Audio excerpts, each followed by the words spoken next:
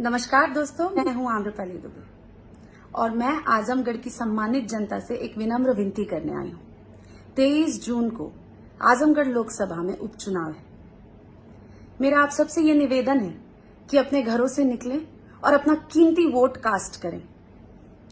अगर आप लोगों ने ये सोचा कि बहुत धूप है, बहुत गर्मी है, जाने दो, थोड़ा टाइम सो जाते हैं, बाकी लोग तो वोट दे ही रहे हैं, तो आपके ऐसा सोचने की वजह से आजमगढ़ की गरीब जनता का भाग्य भी सो जाएगा।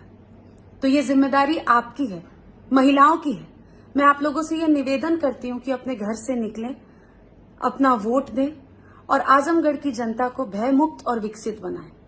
तो याद रखिएगा, कल पहला बटन कमल के निशान पर अपना वोट देकर दिनेश लाल यादव जी को और भारतीय जनता पार्टी को भारी मतों से विजयी बनाएं और आजमगढ़ को विकास के